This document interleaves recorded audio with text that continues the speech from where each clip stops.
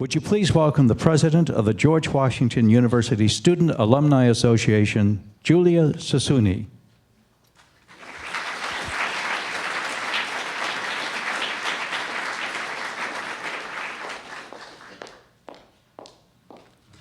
Good morning. My name is Julia Sassouni, and I'm the president of the GW Student Association.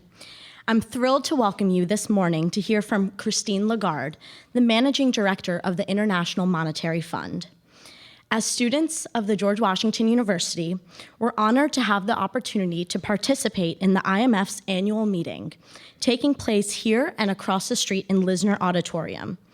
And I'd like to thank Madame Lagarde and the IMF for choosing to hold portions of their meeting here at the George Washington University. Here at GW, we're privileged to have amazing opportunities and to meet incredible people who have made a difference in the world. Christine Lagarde is one of those people. She has served as managing director of the IMF since July 2011 and has been nominated as the 17th most influential woman in the world by Forbes magazine. A special thank you to Gordon Giebert and the International Affairs Society for their efforts to bring her to GW this morning. Together with 9 other student organizations, including the Student Association, the International Affairs Society wrote an invitation this past June inviting Madame Lagarde to speak on campus. The letter mentions, GW students are active in global issues through a diverse array of student organizations. These include the International Affairs Society with a membership of more than 300 students, 2 Foreign Service Greek organizations, 1 International Affairs Honors Society, both undergraduate and graduate level international affairs journals, and an organization for women in international security. Additionally, GW's Model United Nations team consistently ranks in the top 10 nationally. Members of these organizations are here in the audience today and are thrilled that Madame Lagarde has graciously accepted their invitation. Students have also nominated Professor Irene Foster in the economics department to facilitate a question and answer session following Madame Lagarde's address. I'm now delighted to introduce the 16th president of the George Washington University, Dr. Stephen Knapp.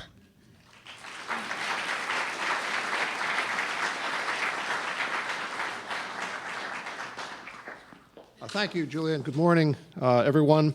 Delighted to welcome you to the Jack Morton Auditorium for this very important occasion, and would like to acknowledge the presence of alumni and university trustees Wes Burnett and Mark Hughes, and extend a special welcome to the many student groups that invited this morning's distinguished guest to our campus, as you just heard from the president of our Student Association. One of the many ways we as a university, and our students in particular, benefit from GW's location in the heart of this nation's capital is by hosting events in partnership with our neighboring institutions.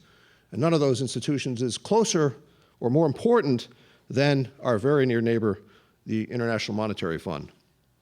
We actually have more than 50 alumni currently working at the IMF, though they include Dr. Zhanhai Lin, who is a 1986 graduate of our School of Business and the secretary of the IMF. More than 20 graduate student interns work at the IMF each year in the areas of international affairs, economics, and finance. And we are delighted that, as you've already heard from Julia, that the IMF annual meeting sessions will be taking place on our campus next week. During those meetings, 2 of our graduate students will participate in a youth dialogue on job creation.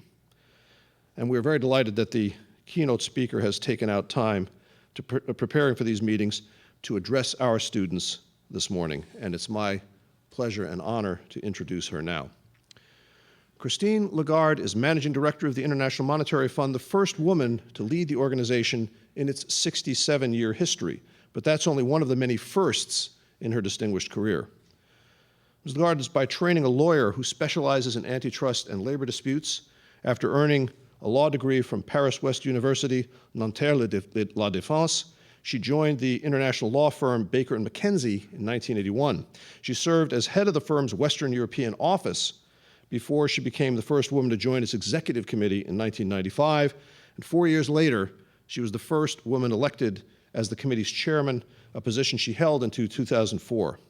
Ms. Lagarde joined the French government in June of 2005 as the Minister for Foreign Trade, and in 2007, after serving briefly as Minister for Agriculture and Fisheries, she was named Finance and Economy Minister of France, again the first woman to hold that position and to serve as Finance Minister of a G8 nation.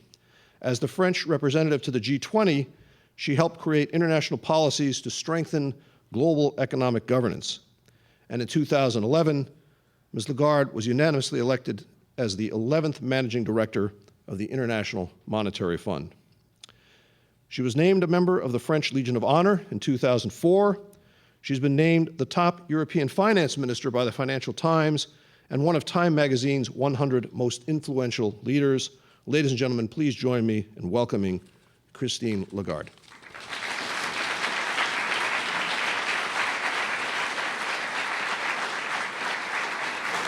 Thank you.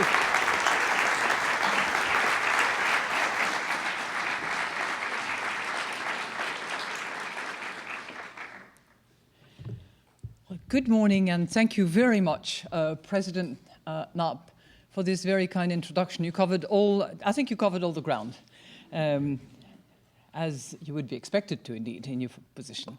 I would like to salute you. I would like to salute also Dean Brown, who is with us, all the professors attending, and certainly all of you, the students, but in particular all those that are involved in the Students' Association. And I would like to thank you, Madam President, for having organized and championed this event that I'm delighted to participate in. I would like to actually express our special gratitude, President, for the fact that you've invited us to use your facilities next week. We are neighbors. Actually, I was telling your President that from my office, I can actually spot on you and check whether you are actually studying hard or not. And I can see you from up there. But we are neighbors. We live next door. Many of our staff members walk by, see you, envy you for your youth, your good look, your ability to study hard. They hope that some of you will be joining us one of these days. And we are, at the moment, undergoing massive construction work, which is going to prevent some of our 188 finance ministers and 188 governors of central banks who are joining us next week for the annual meetings of the IMF and the central bank from enjoying the facilities that are normally available for them. And President Knapp has been kind enough to accept our request to be able to use some of your facilities. So thank you ever so much. I would also like to thank the 50 students from George Washington University who are going to help us next week shepherd all these very important ministers and governors of central banks, because they know how to navigate their way in the global economy, or we hope so, but it's not sure that they will be able to navigate from H1 of the IMF to this building or to any other facility that they will have access to. And a special thank to the 20 students who for the last 2 months have been helping our Secretariat Department. Janai, the head, is here with us. They've been helping us organizing the event, monitoring the risks, anticipating the unpredictable, and I think they're getting some credit for that, which I'm delighted about. I went to visit them on the 4th floor of our building last week, and they were all busy like bees, and a bit surprised that I would come down to visit them, actually. But it was really, it's great. I know they're enjoying a good time, some good food, I'm told as well, which is not bad. So, what I'd like to do is actually start this morning remarks, which is really sort of a little preview of what will be the focus of our discussions, debates behind closed door or in the open air, with all the members participating in the annual meetings of the IMF and the World Bank. And I'm talking here, obviously, for the IMF. I'd like to give you that preview, and I'd like to preface that preview with a quote from Ralph Waldo Emerson. And I don't want to make any mistakes, so I'm going to put my glasses on. It's not as elegant, I suppose, but doesn't matter. So he said, "Not in his goals, but in his transitions is man great." Other people say the destination doesn't matter, it's really the journey that matters. But picking on his word of transitions, it applies to our lives, but it very well applies as well to the global financial crisis that we are seeing transitioning into something different. And it's really that concept of transition that I would like to use as I'm going through the review of what is going on in the world at the moment. And I hope you don't mind, but I'm going to take you around the world, and then I'm going to focus on another transition that is taking place, which is affecting the financial sector at large. So 5 years ago, the global economy avoided what has since been called the Great Depression. 5 years on, we consider that the journey is not yet complete. But the fog of the crisis is gradually lifting, and we can see that it leaves multiple new transitions that are at work.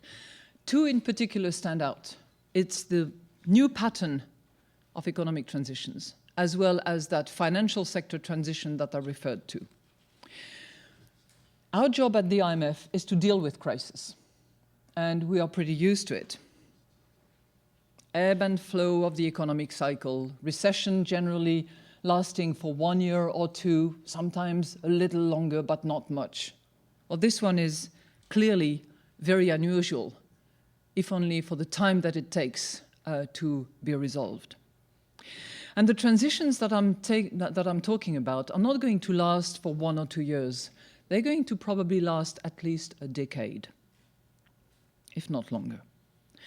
They're different also because they're not just national transition that would follow national crisis. We have seen a global crisis, and we will be seeing global transitions. So we are probably moving from the Great Depression from the Great Transition. And this is obviously where the IMF can best be used. As I said, 188 finance ministers, 188 governors of central banks. Well, why 188? Because we have 188 members at the IMF. And we provide an exceptional platform of cooperation, as well as the tools to support that cooperation. Those tools will include typically, and that's what you think of when you think IMF, lending tools. We provide financial resources, but we also provide analysis, policy recommendations on a bilateral basis, on a multilateral basis, more and more focusing on broader groups of countries because we see more and more interconnections at play. And we provide, and that is not as well known, a lot of technical assistance and capacity building. That's pretty much what the IMF is about. Financial support, lending facilities, analysis, policy recommendations, that's what we would call the surveillance activity, and technical assistance and capacity building for countries. Now, one thing that I'm sure of is that through that great transition, if policymakers do it right, it will be a positive transformation. But equally, if they don't apply the right set of policies, and if they don't coordinate, it might very well be derailed. So what I'd like to focus on now is the new economic patterns that we are seeing throughout the economy, and that's where I'm going to take you around the world. And then I would like to narrow the focus on the financial sector transition that we are seeing at work and very much in progress. I'm going to deliberately start with the advanced economies because they still today represent a big bulk of the economy. And then I'll take you to the developing economies, segmenting emerging markets, low-income countries, and a particular touch on the Arab countries in transition. That's where we're seeing major development. So if we start with the advanced economies, In a few days' time, the IMF will be releasing its latest forecast. But overall, the global outlook remains still to this day subdued. But in many of the advanced economies, we are seeing signs of hope. What do I mean by that? Growth is looking up. Financial stability is returning. And fiscal accounts are looking healthier. Now, I'm saying that with a caveat, which is notwithstanding the current development in this economy, and I will return to that in a moment, nowhere is it, and I hope will it be, clearer than in the United States. We see it all around us. Households are in better shape, the housing sector is looking brighter, and the private sector engine is humming again.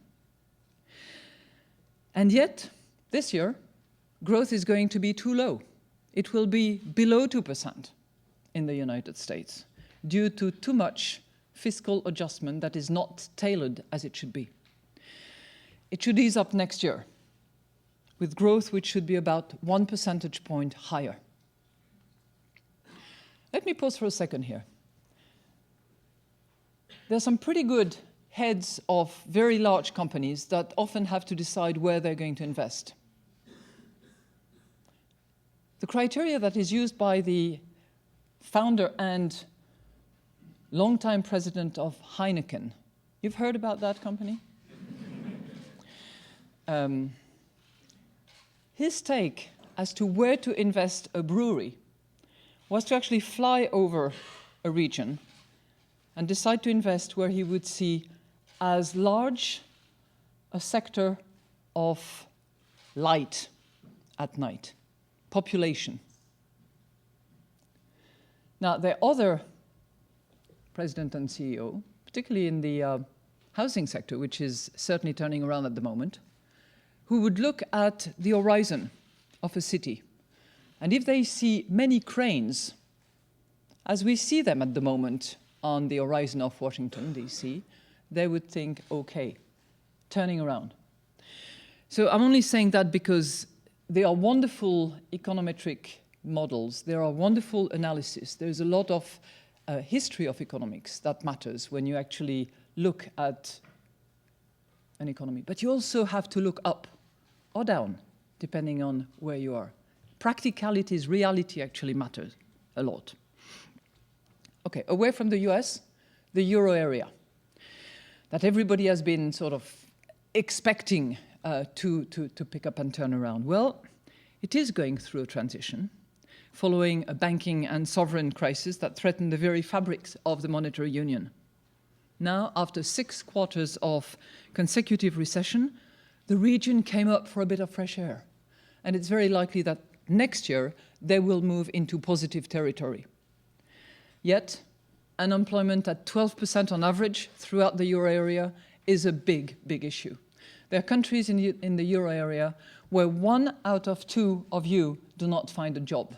50% unemployment rate of young people at the moment in countries like Greece, like Spain, and that's a major challenge for them, but for all of us. This challenge is nested in a much more sweeping transition as the euro area pushes on with transition, with integration, based on the belief that the strongest house is the one that is built together, doing away with wars. We're witnessing the march of history, with hiccups, with bumps on the road, but it is happening, and that integration is underway. Japan.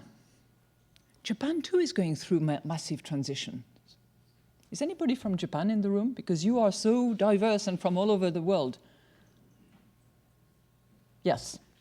Well, Japan has gone through almost 15 years of recession, of deflation. And Japan is turning around because of a completely new set of policies adopted by Prime Minister Abe. Stimulus, a better horizon as to what is going to be done with fiscal consolidation, with the recent announcement of the increase of the consumption tax, the initial one, not the final one. More needs to be done, but it's clearly underway, and the Japanese economy growth is probably going to be boosted by about 10%. Let's now look quickly at the various policies that are available. What are the tools in the toolbox of the policymakers in those advanced economies? The first one that has been first and foremost and that has probably protected us from a complete meltdown is the monetary policy. It has rescued the global economy. What did central bankers do? They pushed the conventional monetary policy to the limits, and they went beyond those limits. They went into terra nova of unconventional monetary policy. Now, the monetary policy has to play a role in each region. And what is applicable for the US, for instance, doesn't necessarily apply to Europe or to Japan.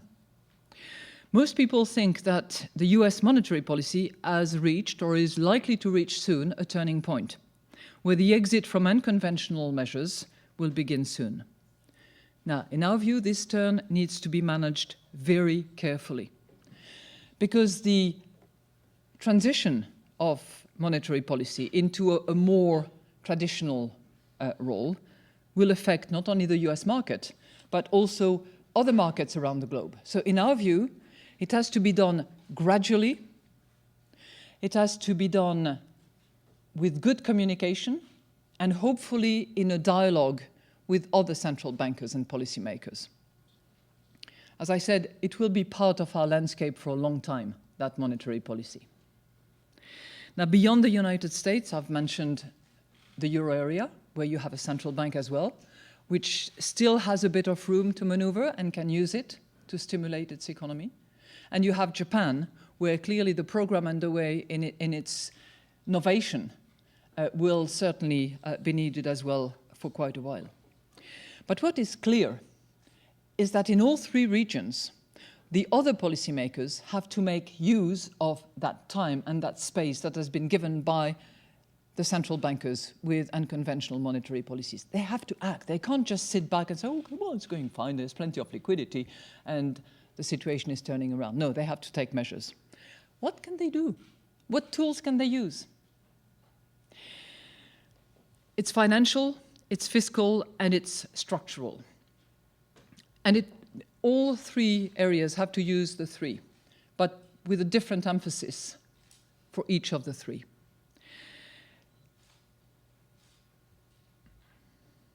Starting with financial. The financial tool has to be used in particular by the euro area. Now, why is that? Because there are still parts of Europe that is being hobbled by weak banks, by high corporate debt, and by a fragmented financial system. This is raising the cost of loans to small and medium enterprises by 1 to 2 percentage points in stressed regions. Now, think about your loan. If the interest rate was raised by 2%, that would mean a lot more exposure and liability. And this is what happens to SMEs in those countries where the financial policies does not allow for proper flow of money and where there is too much fragmentation. So it is imperative in our views that European banks be restored to health by assessing, review of the balance sheets, and filling in the capital gaps that it reveals. What else should they do? Well, they should certainly push ahead with the banking union and make the entire financial edifice in the Eurozone safer and sounder. That's for the financial tool. Turning now to the fiscal tool. I've said about the US fiscal policy, slow down, but hurry up. That's a bizarre proposition. Slow down, what we mean by that is don't do too much up front. The fiscal policy does not have to be massive right away. Not too much contraction, and there is too much at the moment. But hurry up, because in the medium term, there has to be an anchoring in the confidence of people that actually the fiscal consolidation is going to take place so that the trajectory of the US debt is turned not upside, but downside. And to that effect, clearly, the US policymakers have to address entitlement to contain its certain growth, and they have to also raise revenues. Now, in the midst of this big fiscal challenge, slow down and hurry up is not an easy thing to do. In the midst of that, the ongoing political uncertainty over the budget, over the debt ceiling, does not help. The government shutdown is bad enough, but failure to raise the debt ceiling would be far worse and could very seriously damage not only the US economy, but also the entire global economy. People around the world are confused. They're bemused, but they're certainly not amused by what is happening in this country, because it will affect the global economy if it were to materialize. But I personally have huge trust in policymakers, and I hope very strongly that they will find a way to resolve this issue. In our view, it is mission critical that this be resolved as soon as possible. Mission critical. Japan also needs a credible plan to bring down its debt. Does any of you know how much is the Japanese debt relative to GDP? Roughly. What did you say? Huh? About 230%. Pretty good. Very close. 250%. 250% of Japan GDP is the debt of the country, which is roughly $90,000 per capita. Each Japanese baby who is born, there are not too many of them, unfortunately. That's another issue. Is born with a debt burden of $90,000. So the initial consumption tax increase that I was referring to earlier, that has been announced by Prime Minister Abe, which will come into effect in April 2014, is welcome. It's one step. It has to go further. And there has to be enough fiscal measures that are anchored in the medium term so that the debt again turns downwards. Now, fiscal and financial efforts that I've just mentioned must be completed in pretty much all of those advanced economies that I've mentioned by structural measures, different measures. But we know that they can pay off where it matters most. In the euro area, for instance, there are lots of barriers, there are lots of vested interest, and there are lots of constraints that apply to both the product market and the labor market. If that was addressed properly, if, for instance, the service directive was applied uniformly and well in all countries, that could probably boost GDP by 3.75% after 5 years. That's a big jump. If we look at Japan now, I was referring to babies. Well, I'll refer to female employment. If Japanese women were given the same access to the labor market as the average in the G7 countries, of which they are a member, it would boost GDP by about 4% by 2030. That's a big number for an economy that needs additional workforce because it is simply aging and not a very open economy when it comes to immigration. Now, we should remember, why did I spend so much time on these advanced economies? They together represent 40% of global GDP. 40% of global GDP actually is important, and it also affects, through the various channels of financials and trade, the rest of the world. And we're going to look at the rest of the world. Let me turn to the emerging markets first, and then we'll look at the low-income countries and the Arab countries in transition.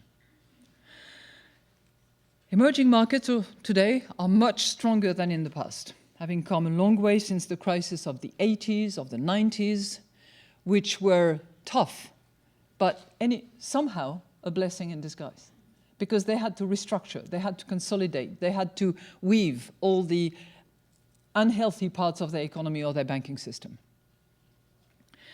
So they moved towards more flexible exchange rates, higher reserves, lower external debt.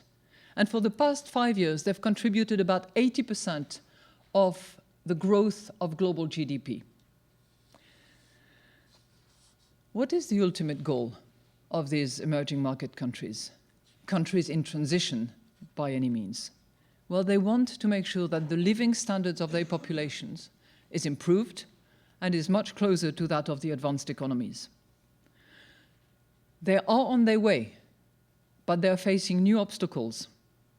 Momentum is slowing, with growth that will be 2.5 percentage points lower than in 2010. They were growing very, very fast. Some of them today will say that it's actually a healthy slowdown in the pace of growth, which is very likely to be the case for some of them. Now, a lot of that slowdown for the emerging market economies is attributable to the economic cycle. And clearly, the hinted tapering of the monetary policy has its role to play. But it also is more deeply rooted in structural impediments. These countries are also facing a more challenging external environment. What happened over the last 5 years? As I said, the central bankers rescued the global economy. And in doing so, a lot of money was moved around. And a lot of capital flew into those emerging market economies. Bond inflows alone rose by over $1 trillion, which is more than 2 percentage points of GDP a year for the recipient countries.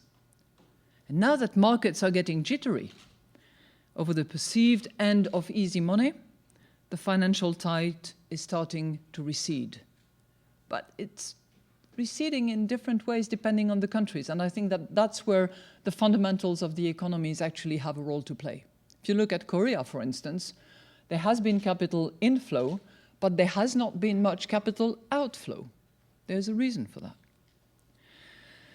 And this is really exposing tensions that were less visible when times were good, including from easy credit, growing corporate debts. By our estimates, the turbulence in trade since last May could reduce GDP by 0.5 to 1 percentage points in major emerging markets. And some countries are more vulnerable than others. Now, turning to policies, what does it mean? What can policy makers, what can they decide? What tools can they use? Well, the immediate priority, in our view, is to try to ride that turbulent moment as smoothly as possible. Currencies should be allowed to depreciate. Liquidity provision can help deal with the dysfunctional market behavior. Looser monetary policy can also help, although there is not much room to maneuver in countries with significant inflation pressures, which is certainly the case for countries like Russia, like India, like Indonesia, or like Brazil. Likewise, there's not much space left for fiscal policies because some of those countries already have higher debt and high deficits. Some countries also need to knock down some of the barriers to the flow of products, to the flow of financials. By doing what? By having better infrastructures, by removing some of the red tape that they have, by welcoming foreign direct investment. And this is certainly the case in countries like India or like Brazil, where the deepening of the financial market and the opening up of trade regions would go a long way. And in this vein, China needs to keep moving to a growth path that will be less based on credit growth, which has, hit about 180% of GDP at the moment, and more on higher productivity, higher incomes, and higher consumption. That means what? That means liberalizing interest rate. That means ramping up financial sector oversight, opening up protected sectors to private initiatives, and further strengthening the social safety net. I, by the way, encourage you to look at what is happening in what is called the Shanghai Trade Zone. This is a new initiative, very interesting to watch. Observers are curious, but they're not too sure what is happening there. But that's a pilot area where a lot of what I've just mentioned is probably going to happen. All these transitions, all these massive changes are not going to be fast, are not going to be easy. And the countries will likely spend the rest of the decade adjusting to the new reality. And as part of that adjustment, they're going to need to cooperate with each other. They're going to need to cooperate with other economies as well, because there are some spillover effects from one domestic set of policies to other regions of the world. And certainly, we will be only too happy to help with that cooperation using one of the three or two or three of our business segments, if you will, that I described earlier. If we now look at the low-income countries, the same holds true. These too are in the process of very profound transitions. If you look around the world at the moment and you try to pick the country where there is the highest growth rate, where will that be? Come on, help me. I know the answer. Low-income countries moving at very, very fast growth rates at the moment. You will find, yes, you're right, Africa. That's where, after emerging Asia, because there are some emerging Asian countries that are moving a little bit faster, but the bulk of the solid growth over the last few years has been coming from these low-income countries, predominantly in sub-Saharan Africa. Now, growth rates over the past several years has been around and above, sometimes 5%. Their transition yet is not without risk. The low-income countries, in a way, they sit between the advanced country rock and the emerging market hard place. More fragility in these regions mean more fragility in low-income countries because they essentially depend for their trade, for the trade of commodities in particular when they are producing resources from what is happening in these other regions. So these countries, they need to take action as well, those that are growing at 5% at the moment. And they have to take advantage of that momentum. They need to have enough foreign and fiscal reserves to deploy them when necessary. If the crisis hit, you're better off if you have buffers, if you've built up reserves. Beyond that, they also need to make growth more inclusive. This is also a key objective for the development of those countries, including by boosting public investment and making sure that all have access to decent healthcare, education, and finance, and that they focus on the inclusion of women in their economy. Again, it's not going to happen overnight. It will most likely take a decade or so, and it will require deeper engagement and the support of the international community, including all multilateral institutions, amongst which the IMF. Okay, before I jump now to the financial transition, I want to say a few words about the Arab countries in transitions. You know, there was a lot of talk about the Arab Spring. The proper description, because it is going to be more than a season, is Arab countries in transitions and their ongoing quest to build more open and more inclusive society. In this region, economic transition is deeply entwined with social and political transition, and it has become increasingly challenging. And much of this is wrenching. You know, how can you not be deeply concerned and moved and horrified by what is happening in Syria, for instance, where people lose their life, lose their family, lose their home? Well, what does the IMF have to do with it, apart from being human being and being concerned about that? We are concerned because the economic situation actually matters. And we have to help them keep the drumbeat for economic reform. This means breaking down vested interests to harness the willingness to invest by the private sector and create jobs for all those who need them. You remember I mentioned this 1 out of 2 of you not having a job in some countries? Well, in many of the Arab countries in transition, it is the same. A lot of young Tunisian, young men and women are not finding a job on their market. The same is true in many of those countries in transitions. It also means bringing their fiscal deficit down. Some of them are running deficits that hit almost the 15% mark. And that's an issue that needs to be addressed. They need to do it at the right pace, and we're not suggesting that they have to rush, cutting down on public spendings and raising revenue. Those societies will not put up with it. So they have to do it at the right pace. But they have to do it and stick to it, as well as they receive external financing. And not just from the international institutions. We are there. We will continue to hang in there with them as partners, but also from the international community. And in many ways, that transition is one of the most complicated of the ones that I've described and will probably take longer than all the others. But to succeed, it needs the unwavering support of the international community. As I said, we're very engaged. We have a partnership and programs underway in Morocco, in Jordan, in Tunisia. We're doing massive capacity building in Libya that needs it so badly. And we are entering into new negotiations with Yemen, and I'm sure that next week we will be talking to the Egyptian authorities. Oh, well, that was a nice way to introduce my next and final transition.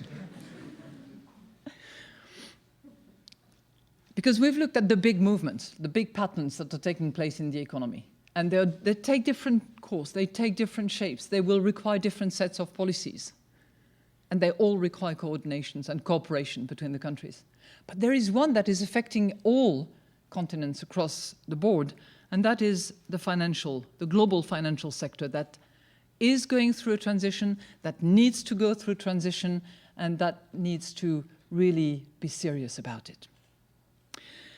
Under the old model, and Mr. President and Madam President were kind enough to remind you that I was finance minister of one of the G7 countries, and I was appointed in that position in June of 2007. So I was hoping to have, a few weeks off in August, as many do, including the French.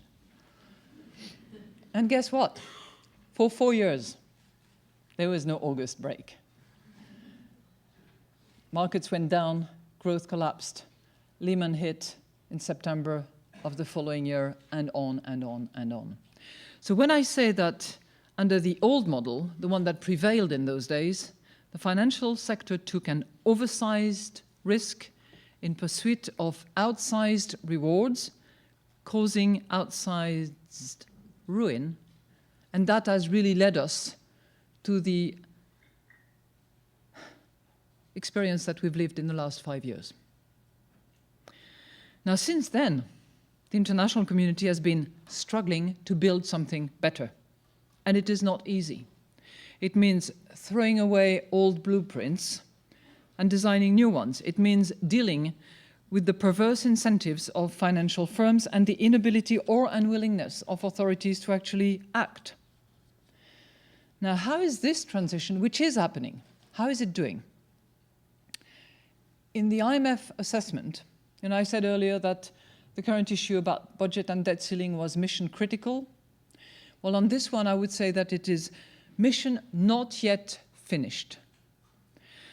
We have seen progress. Higher capital standards agreed under Basel III that apply across the board. They are being implemented. We have agreement on new liquidity standards and plans for a leverage ratio to keep excess risk in check. We have moved forward in identifying the systemically important financial institutions, both banks and insurance companies, and holding them to higher standard for both regulation and resolution. But progress is too slow. It is being held back by complexity, but also by delay and divergence. Like all good business, the G20, for instance, has an action plan, and you tick the box as you move on. We've done this, we've done this, we've done that. Well, since the G20 meeting in London, which was the one immediately after the Washington one, which started the G20 at head of states level, many of the boxes have been ticked. But where there is delay is in the financial sector reform, which is interesting. So we have seen delays. Key concern, for example, is the lack of progress in establishing effective cross-border resolution regimes, frameworks and agreements to unwind the global systemically important institutions and market infrastructures in an orderly way. That's what was missing at the time of Lehman, remember? Collapse of one entailed collapse across the globe, counterparties, uncertainties, total lack of transparency. Well, a good cross-border resolution system should deal with that. This is a bit late coming. The same is true for the derivatives market reform, where lack of transparency is still a huge issue. There has been progress, granted. There's been an agreement between the CFTC and the Europeans on better transparency. But at the end of last year, Total outstanding derivatives amounted to $633 trillion, of which only 24 trillions only, were traded on organized exchanges. The rest is huge, and it really needs supervision, and we need a speedy, agreed derivatives reforms between the various markets. Another danger zone is shadow banking. Now, I'm sure you've heard about that. And it's attracting a lot of riskier activity. In the US, the non-banking sector is now twice the size of the banking sector. And in China, about half of the new credit that is issued this year has been extended through the shadow banking system. Okay, so shadow banking system, working on maturities, but with very little by way of supervision and regulation. There has been some progress with the adoption of principles for money market funds and proposals for regulating securities lending and repos. For sure, non-bank financial intermediation can provide a valuable alternative. So we're not saying that shadow banking should be eliminated. It can be helpful, but it needs to be made a lot more transparent, and it needs to be much more overseen. That's for the delay. How about divergence? Well, the problem here is that if there are divergence in the financial sector, it's like pulling a fabrics in different directions, because money moves around in nanoseconds. But if there are divergence, then you create arbitrage options, and you really endanger the whole system. We have already seen some evidence of discrepancies in capital requirements, for instance, different interpretation of the capital ratios. Different countries have also taken different approaches to business market restrictions, such as the Volcker rule in the United States. So putting this all together in a globalized world is a bit of a headache, and yet it must be done. Nothing less than global financial stability depends on it. Is that something that is just incumbent on the regulators, on the policymakers? No. The financial sector has to also make some serious decision. It is their responsibility because it's the survival and the continuation and the growth of their activity. The new rules are changing the economics of banking, and banking will probably change. It is likely that some of the largest banking institutions will not do as much by way of financing infrastructure project, for instance, or project financing, or mortgage lending. And it's very likely that the footprint of those international banking institutions will change. We're seeing that at the moment. Now, this must be taken into account when designing the new framework. What is ultimately important, however, is that the financial sector stays focused on what it is expected to do for the economy. It should serve it should serve the economy. It should provide the financing. It should mature money. It should move it around. It should finance investment and innovation. Old habits die hard, so it will take time. But it can be managed, particularly if all parties unite around shared goal. This means industry and regulators accepting co-responsibility for the public good, that is financial stability. It means countries acting in harmony so that the new financial framework looks more like a color-coordinated mosaic rather than a clash of unmatched colors. A Monet painting rather than a Kandinsky or a Polak. Is that mission impossible? No, impossible n'est pas français. So united we can get there. Let me conclude. In those two major transitions that I've tried to display for you, economic and financial, the international community faces a common challenge. Make sure that all can gain from globalization and prosper in our increasingly interconnected world. You will be reading now and in the next few weeks or months, books that are beginning to be published about the virtue of, retiring to your own turf. Less opening of the markets, more protection, more restrictions, reindustrialization here and there. Well, that's probably because the global financial crisis has shaken the faith of many in the virtues of being open and engaged with the world.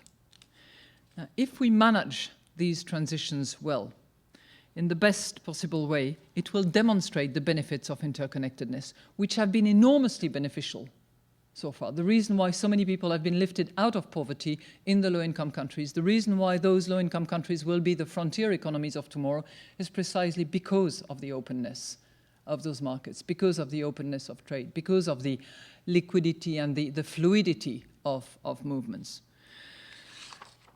Now, this can only be done if countries work together, in the belief that mutual help is also going to be the best form of self-help.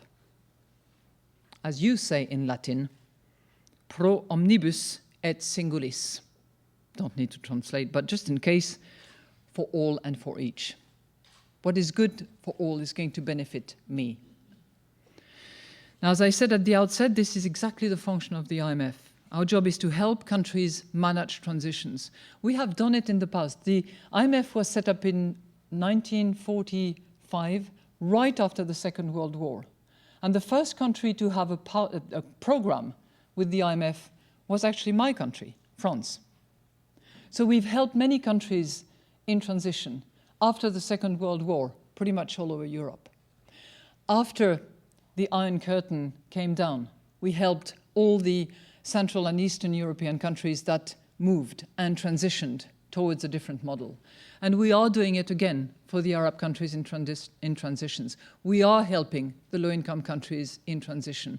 And we are also helping, say, the Euro area countries that are going through their transition. That's what we are doing. We have to continue helping.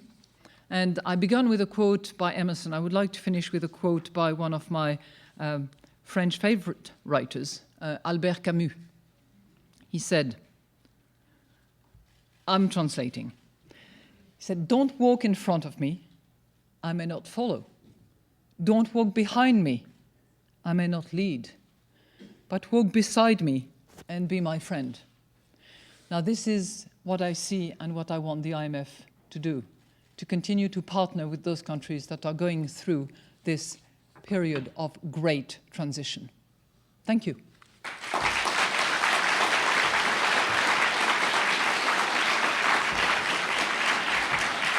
Thank you. Would you like to sit down for a few minutes? So I can have a drink now. I'm Professor Foster, Irene Foster. I teach in the Department of Economics. And it's my great pleasure to have a large number of very bright, interested, passionate students. Some of them are going, but... Some of them are going. I think it's the older guys who are leaving. They have to go to class. It's only at 11:10, so they're all here. But they listen. They are passionate about making a change in the world. So we thank you for your very inspiring talk to us today. I understand this is also the theme of the meetings. Yeah. And it's a challenge to talk to countries about changing their patterns of economic growth, thinking about how they structure their financial sector. So thank you very much. We have a few minutes when Madame Lagarde has kindly agreed to answer some questions. So if you're a student, please come up to the microphone and tell us your name and ask us your question. So while people are coming up to the microphone, I think I have to... Oh, here's a question right here. Hi, I was actually wondering, where do you see the leadership of strong economies like Singapore with regards to future economic growth in Southeast Asia and the Asia-Pacific region? And thank you for your talk. Thank you. Good morning. Singapore is actually, in a good geographical spot, and it's clearly one of the advanced economies in that part of the world. Asia-Pacific is fascinating because it has some of the most advanced economies, quite a few low-income countries, and it has the small Pacific islands as well. So as an area, it's fascinating and full of challenges. Singapore is actually hosting an interesting initiative that was taken by some of these countries in the area, which is called the Chiang Mai Initiative, where they've decided, actually in coordination with the IMF, they've decided to pull some of their resources together and to be able to help each other in case of hardship. So Singapore plays a role in that area, which is clearly significant. I hasten to add that the finance minister of Singapore is the president of the IMFC, to which I report.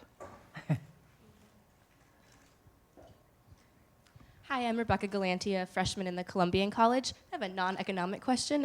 As a woman who has sort of ascended in the ranks of a male-dominated field, how have you struck a balance between being personable and approachable, yet assertive in your leadership? I try to use humor as much as I can. So I try not to take myself too seriously.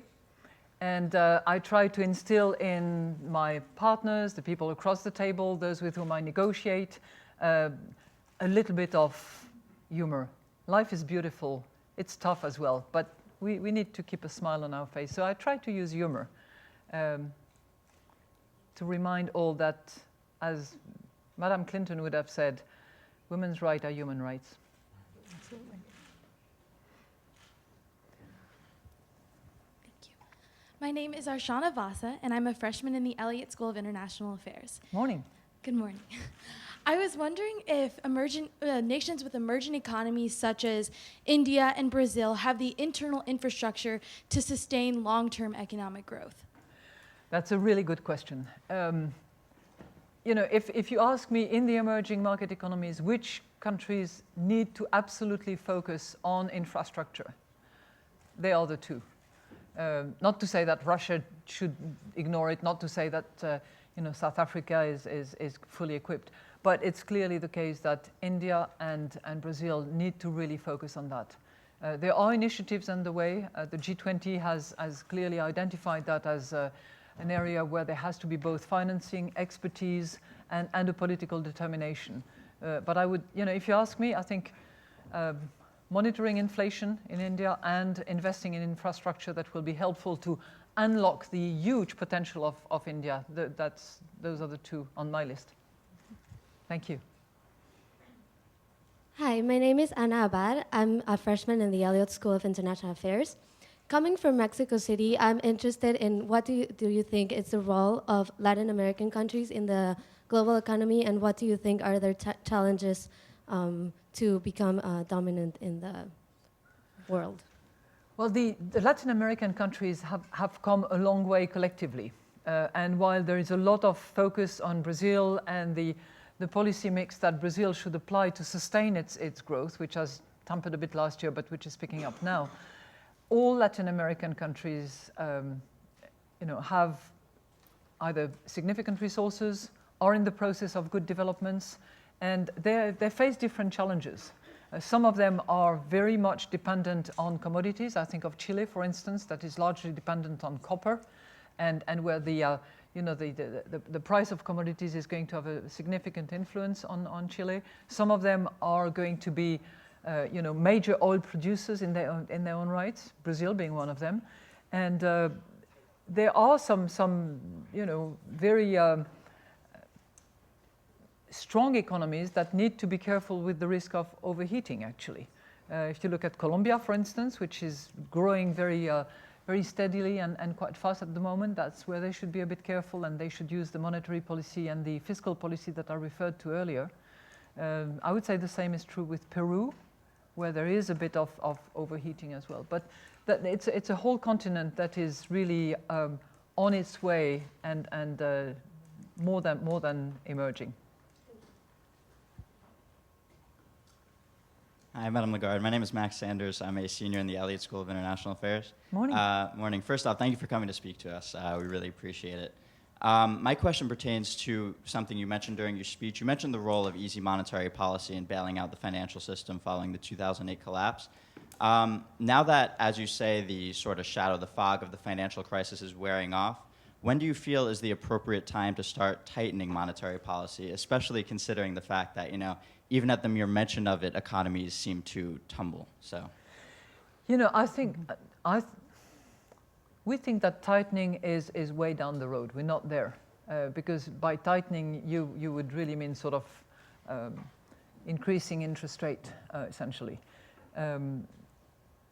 But tapering, and gradual tapering, which would mean lower programs of purchases by the Fed, is something that should be coming if the economy improves.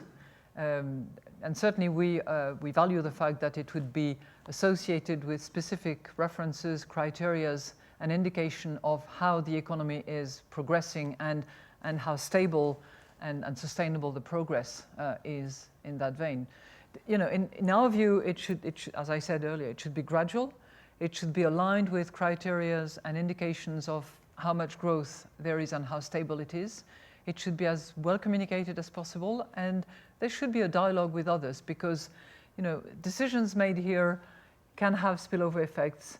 Downturn or instability or volatility there can backfire. It's very, very interconnected, and I think it fully justifies that this dialogue actually exists. Thank you. Hello, Madame Lagarde. Thank you Hello. so much for coming out. My name is Alexandra Drexler. I'm a sophomore in the Elliott School of International Affairs here. And my question is regarding, you mentioned the importance of sub-Saharan Africa and the growth that's coming out of there. And I know many people are concerned with the political instability in the country and the corruption in that region. And so I'm curious if you think that, by focusing on economics, that will kind of eliminate the corruption, or do you think that we should be dealing with the politics and the corruption first before we can feel safe about investing money in that area and looking at economic growth?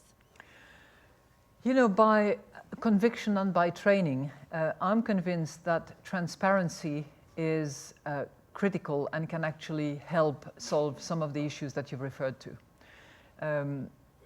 Things that become exposed suddenly become unbearable and cannot be justified. And transparency is a two-way street. But equally, I believe that we need to continue supporting the reforms, helping with the fiscal monetary policies and reform of the financial sector in order to help those economies move along. I think economic growth can be one way, one of the ways, not the only one, to actually address this plague that really hurts those economies. I believe we have time for one more question. Yes. Okay. Hello. My Good name morning. is Lu Bingjiang. I'm a second-year Master of Finance student at GW Business School. I have a question. For the last 10 years, China's economy is especially its growth, is largely relied on the credit growth, especially for the real estate investment and the labor. China has a lot of population, so their labor is cheap. So right now, our Prime Minister Ke Qiangli established the Shanghai Free Trade Zone. So my question is that, in your opinion, what kind of investment opportunities in China for the next 5 or 10 years? Thanks. I don't have the number off my head, but I wouldn't be surprised if China was the second destination of foreign direct investment in the world today. So investors who are making those decisions actually are seeing opportunities in the whole of China. The reason I focused on the Shanghai Free Trade Initiative is because I think that this is, a very subtle approach by the Chinese authorities of your country to actually experiment, suss out what the difficulties are, and potentially develop what will happen in that free trade zone. It's not a huge zone, it's quite restricted in geographical terms, but the degree of freedom and the liberalization that is announced would certainly entice investors to actually focus in that particular zone. I think equally the monetary policy of the Chinese monetary authorities to actually rein the growth of credit, to avoid the risk of boom and bust, particularly in the real estate sector, is very, very welcome. Thank you. Please join me in thanking Madame Lagarde for spending her very valuable time with us today, inspiring us. I want to wish you all the very best as you begin your meetings this week. And I wanted to remind you all, please don't forget she's watching you from her window, and so please study. Thank you very much. Thank you.